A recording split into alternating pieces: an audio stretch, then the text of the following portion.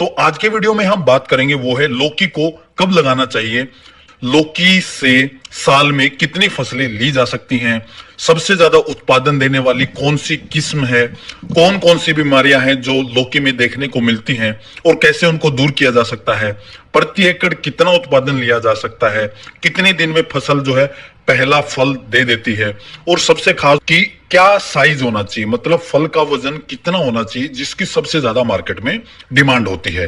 तो वीडियो की शुरुआत करते हैं। अगर आप अगेती लगाना चाहते हैं, जब मतलब कि सीजन शुरू होने से पहले सबसे पहले आपकी लौकी आए, तो उसको आपको प्रो ट्रे में तैयार करना है। मतलब एक जगह आप उसकी प्योद तैयार करेंगे और साइड बाय साइड आप अपने खेत को तैयार करेंगे।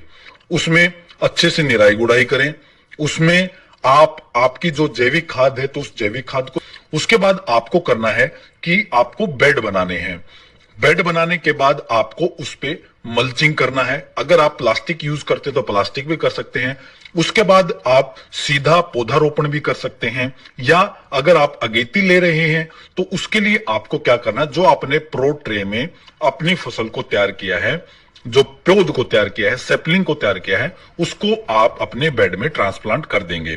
ट्रांसप्लांट करते टाइम आपको ध्यान रखना है पौधे से पौधे की दूरी 6 फीट और जो लाइन से लाइन की दूरी है वो है 10 फीट।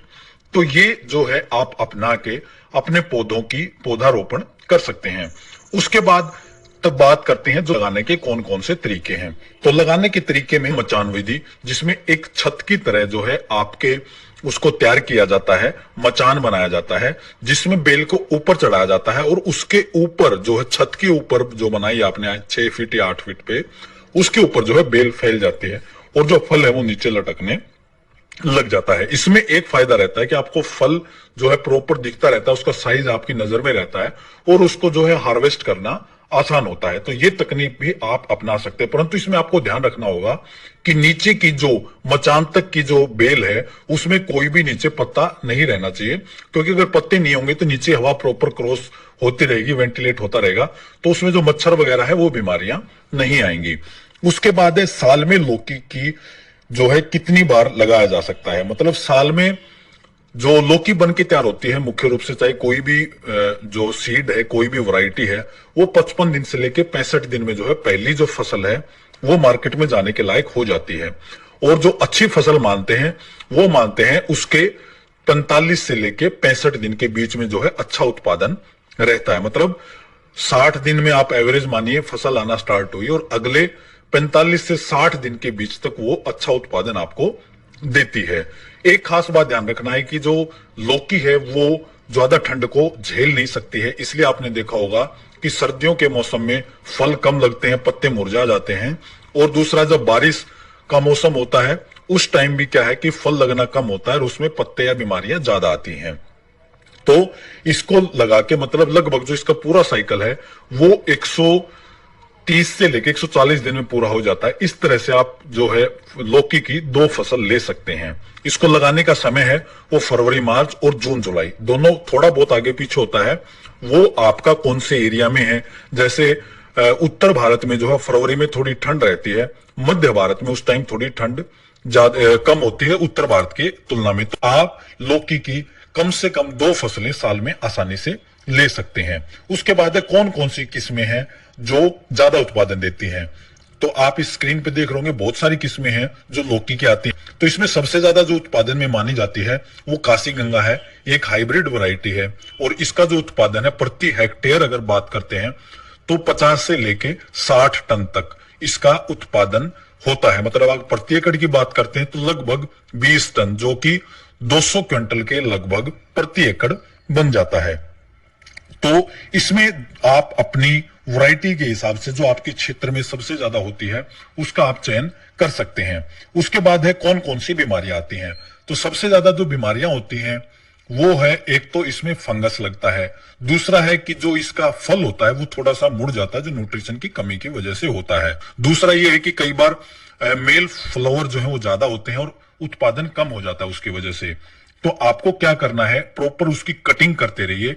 2G 3G जो आपने सुनी होंगे, 4G कटिंग, मतलब जैसे ही उसके नाल निकलते हैं उसके 6 से 7 पत्तों के बाद में उसकी कटिंग कर दीजिए, ताकि जो है नई नई ब्रांचेज निकलें और ज्यादा से ज्यादा नई ब्रांच होगी, ज्यादा से ज्यादा जो नए फूल आएंगे और उनसे प्रॉपर जो है फल बनेगा और उत्पादन आपको ज्यादा से ज्यादा मिलता रहेगा। दूसरा है, अगर आपको उत्पादन जो है प्रॉपर नहीं मिल पा रहा है तो आप उसमें एक कारण और होता है कि परागकण नहीं हो पाता है, जो है शहद वाली मक्खियां होती हैं या कोई और मक्खियां होती हैं उनकी कमी की वजह से।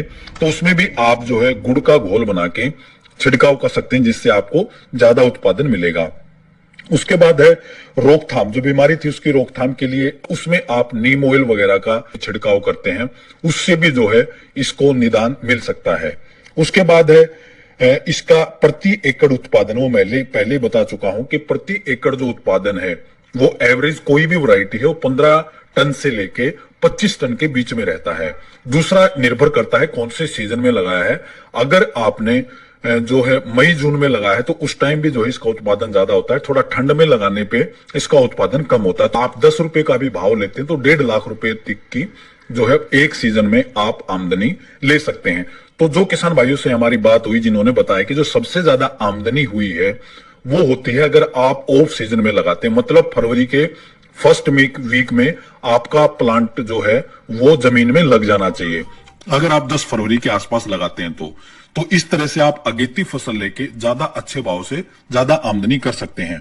तो हमने एक शुरू में कहा था कि कौन सा साइज है जिसकी सबसे ज्यादा डिमांड है, तो जो 600 ग्राम से लेके 800 ग्राम तक जो घिया का साइज होता है उसकी डिमांड सबसे ज्यादा मार्केट में रहती है। कारण है कि आजकल छोटे परिवार हैं, वो छोटे परिवार हैं, एक जो साइज लेते हैं उसको एक बार में इस्तेमाल कर सकते हैं।